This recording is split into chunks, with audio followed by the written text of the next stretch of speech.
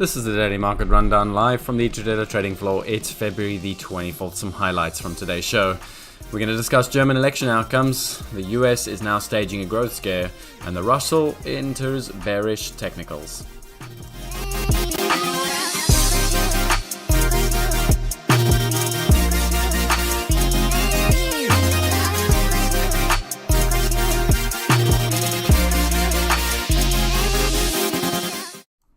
Good day, traders, and welcome to another action-packed week.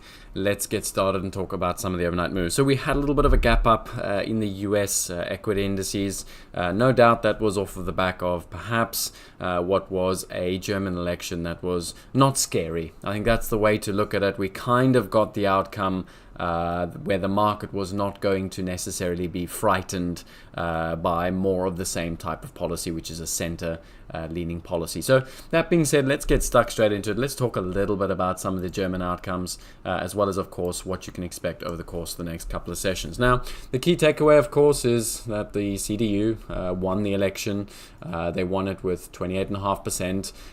And the problem they have, in essence, is that not that they would necessarily need to form a massive coalition government. Okay, I think that was the net positive, that they would be able to form a coalition with the SPD, who were the current government in power. And so they're looking, the SDP, so the Democrats. So the thinking was that a two-party coalition is going to be far easier to form, and also, more importantly, far easier to make policy going forward with just two parties, rather than having to have the Greens and a whole number of other parties join in the party. Now, that was the positive. I think that was the key that the market liked. It liked that idea of less need to get a grand coalition. Now, where the problem comes in is not that the market, this wasn't new. Okay, it wasn't like, oh wow, what a great outcome. The reality is that the market wants to now understand what's going to happen with this so-called fiscal debt break. Okay, that's ultimately what the market wants to understand, and what the DAX in particular is going to need in order to continue rallying into record territory. And I think this final line summarizes it, is that there's going to be a need for some political compromise. Why? Well, because if we go and have a look at the Conservative Democrats plus the Social Democrats plus the Greens, they don't have that two-thirds majority in order to adjust the Constitution. Okay, and so that's the sort of the, not necessarily the panic or the concern, but that's the, how do we ultimately get that two-thirds majority? What is or what are the Christian Democrats going to need to give over to the left-leaning party in order to get that two-thirds majority? Okay, now, in a moment, I'll take you through this, but I think the key takeaway is if we look at the coalition that's going to be formed between the CDU and the Free Democrats, they are ultimately very much a center-leaning party. They are not against increasing or relaxing the fiscal break, but what they're more geared toward is ultimately some fiscal responsibility, where they bring down ultimately corporate tax rates, and as a result, the thinking is corporations will drive more growth, and that will ultimately bring in more income for the government. Now, there's obviously some sort of economists that challenge that. They think that's sort of blah-de-blah, and that they would need to spend more in order to get some sort of growth in Germany. But that's the general thinking amongst the CDU and the Free Democrats, is that they will ultimately rather create fiscal policies in order to create more potential growth in Germany. Now, I think the key takeaway, and this is the map, this is kind of how I'm thinking about sort of the news flow going forward, is that in essence, to get this fiscal reform through, what we will need is sort of a grand agreement between the CDU and the SPD. Okay, they will form ultimately the government coalition now, and they will then need to get the Greens and the far left on board in order to pass the constitutional change. Now, the first thing to note, very, very importantly, is that every single one of these parties, in some shape or form, wants to adjust the debt break. Okay, so it's not like this is something new. All four of these parties, in some shape or form, have ultimately said they want to adjust the fiscal break. So there is this want of more fiscal capacity. Now, where there is going to be a lot of infighting and a lot of sort of horse trading is that ultimately the CDU is saying, look, we will happily spend more, we'll happily release the debt break, but it's got to be geared towards investment, future investment. Okay, so think bridges and manufacturing and industry, etc., etc. Now, in order to get all the parties to agree, think about the Greens. Okay, the Greens want to protect the climate. They want to build more windmills. They want to do more electrification of the economy. Okay, now, is that necessarily the CDU's ultimate focus right now? Perhaps not. If we go and look at the left, okay, they're even a little bit more crazy in terms of their policy, because they basically want to spend more on welfare spending, and they want to look after the poor, and they want to tax the rich a lot more. So to get the far left on board, you're going to need the CDU to give away something. They're going to have to give something in exchange for getting the far left on board with that constitutional change. So I think the key takeaways is there will be some fiscal reform. I think that's what the DAX has rallied on. The DAX has ultimately staged this 13% rally because there is this, effectively fiscal spending that is coming in the pipeline. I think that goes without saying. The question now is what gets traded for what? How do they go about ultimately coming to some sort of a grand agreement? And how much friction is there? I think that's going to be key. If this is something where we see a lot of friction, where it takes months and months and months, ultimately, eventually, the DAX is going to offer on the back of that. Okay. However, if they get this through relatively quickly, that should have very, very positive implications for Europe. Because why? Well, the biggest economy spending now, and in particular, the biggest economy's got a lot of room to spend. Okay. And I think that's the key takeaway. Now, where does that leave the euro? I think the euro is a fascinating one. I think it's a market to keep a very, very close eye on, because I think everyone is technically still short the euro. Okay, this is one of the consensus plays for this year, was looking to short the euro on this sort of decline in Europe, as well as the ECB cutting rates very aggressively. We're now starting to see calls from quite a few ECB members talking about the ECB interest rate starting to near that neutral rate. What that means is the ECB could be done with its cutting cycle soon enough, perhaps as soon as this year. And of course, if Germany is going to start spending more, that does give a lot of potential to Europe to start growing. Okay, keep in mind, the euro is trading 104.75 at a time when Europe is not growing at all. Should we see some fiscal spending from Germany and suddenly we start to see Europe grow again, okay, it does open the door not just to a euro trading back up towards that 110 mark, but even perhaps a lot higher. Okay, now I think technically what we've got in front of you is the euro in yellow and then the moving averages. Okay, I always like to look at things against the moving average just to see when there is trend or no trend. Now, what I want to point out is for the whole of 23 and the whole of 24, we were sat inside this 105, 110 range, call it 111 range. It was a 600-point range, and we were going absolutely nowhere until late last year, September, October, late last year. Suddenly, the euro just became the weakest guinea pig. Okay, and we sold off very aggressively on this idea that the ECB was going to have to cut quite quickly, and the Fed on the other side was not going to need to cut as quickly as expected. Okay, it was when we had that rebound in September, October in US data, all of a sudden Europe became the best and most aggressive short. Okay, however, like I said, it seems like that narrative is starting to flip a little bit, and if anything, given how short the market is, given the speculative positioning and the open interest around the short side, don't be surprised if we get back above this 105 this week. Don't be surprised to see us move back towards a 200-day moving average around that 107. Okay, it is a market that's very much in play this week. I suspect once we climb and close above that 105 on the spot, I do think we are going to get quite a decent short squeeze. Why? Because everyone's short the euro and things are starting to look very, very favorable in Europe. Now, in comparison, things are starting to look a little bit shaky in the US. I think there's been a number of data points now. It's not just the non-farms, it's not just the CPI. The PMIs are also now joining in and showing us the softness. And I think this is our second topic today, which is we are seeing a very similar repeat pattern to May, June, July last year, where we had a growth scare in the US.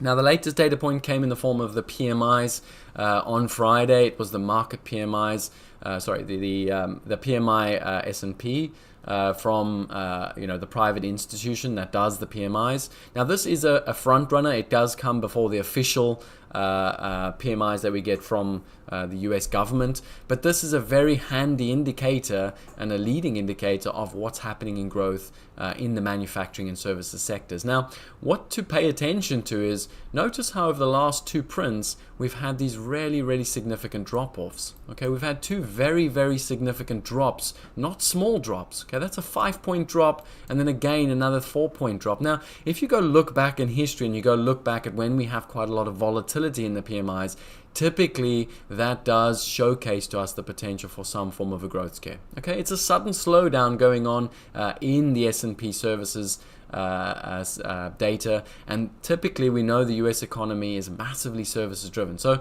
it's the first time now we're below that 50 mark since that sort of almost September 23 or perhaps even December 22. And note, remember, December 2022 was when we had the correction in the equity markets. Okay, so we can see we had that drop below 50s in late 2022, and that's when we did have the equity market correction. Okay, keep a very close eye on these PMIs. They are showcasing the potential weakness in the US economy. And like I said, given we're now seeing weakness in the US economy and Europe's economy that could, or that is as weak as it gets, we could now start to see that euro dollar trade back up towards that 107 as soon as, of course, this week. Now, turning our attention to the break-evens, I think this confirms that potential growth scare. You can see that US break-evens on a 5-year have dropped quite aggressively, almost 20 basis points in the course of the last week and a half. Again, that just points to this situation where we are suddenly starting to see a big slowdown in some of the key headline data for the US. And again, if I just point your attention to last year, July, that's when we saw a similar pattern where May, June, we started to see the data weakening. All of a sudden, we had a significant drop in break-evens. And at the same time, in the blue, we had the market pricing in a significant amount more rate cuts. Okay, and that's where I want to point the attention to. I think if there's going to be a growth scare, what are the potential plays? Well, the first one is, of course, the steepener. Okay, so if you're looking to trade this growth slowdown, buying 2-year bonds, US bonds, is definitely a place to focus. I think betting on a March rate cut from the Fed is definitely a good idea. Why? Well, because the Fed has told us they stand by, ready to cut should they need to cut. Okay, now I know the market's definitely not expecting this. The market's thinking, we're only going to get rate cuts later on this year. But should we get, perhaps a weak non-farm payrolls at the start of March, should we get a PCE that downticks later on this week, okay, it does open the door to the Fed removing further some of that restrictive policy. Okay, Powell has told us a number of times rates are still restrictive. They will not hesitate to act should they see a slowdown. So I think betting on March rate cuts is very much an in-favor play. Betting on a weaker dollar, very much an in-favor play. And like I said, betting on a steeper curve, very, very much in play. Those are the 3 key plays to take on in this growth scare scenario. Now, looking at it, of course, if we go and look at the chart, you can see 2-year is nicely primed, actually, around that 415. We can see we get below that. I suspect 407 gets opened up, and I suspect we do drop below that. To compare it to last year, if you go look at the growth scare, it started, like I said, in May, June. So we can see we had that sort of lower highs, lower lows type pattern. It got a little bit more severe, and then we had that very bad non-farm payrolls where 2-year yields dropped from 438 all the way down to that 365. Okay, so a good 120 basis points on a growth scare. Okay, so if we take that same sort of scenario where we get this growth scare, the market perhaps prices in a lot more rate cuts, 100 basis points takes us all the way down to that support level around that 3.5% and perhaps even below. Okay, so keep a close eye on that. I think that's definitely a play to focus on, particularly if, like I said, we get a weaker PCE this week, and of course next week we get the non-farm payrolls.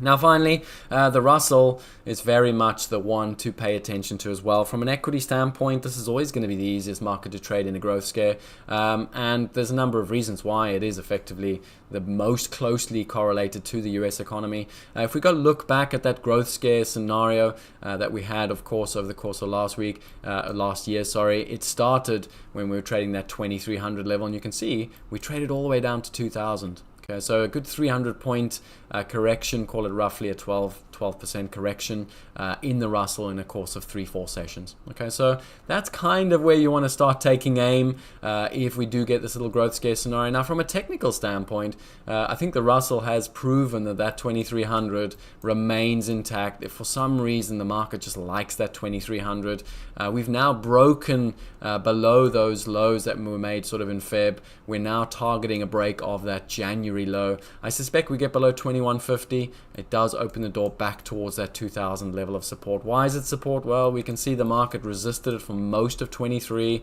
It then started to use it as support at the start of 2024 before we staged the rally. So the range for Russell is very much 2000 to 2300. I do suspect over the course of the next couple of sessions we are going to go and test in that 2150. We get below that, we get this continuation of the slowing economic data in the US, and I do suspect 2000 opens up relatively fast.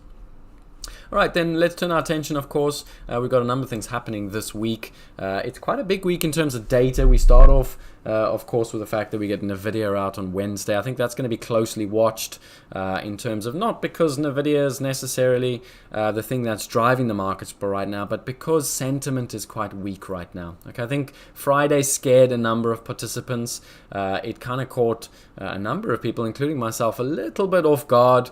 If it was any other day other than OPEX, perhaps the technicals looked very good to the downside, but ultimately it just felt like the market, everyone wanted the same trade, everyone wanted out at the same time. So I think keep a close eye on NVIDIA on Wednesday. I think should that be in line and we see the market sell off, or even should that be just marginally weaker, I think the market is going to crumble just simply on the fact that sentiment just seems a little bit sour as we move into this week.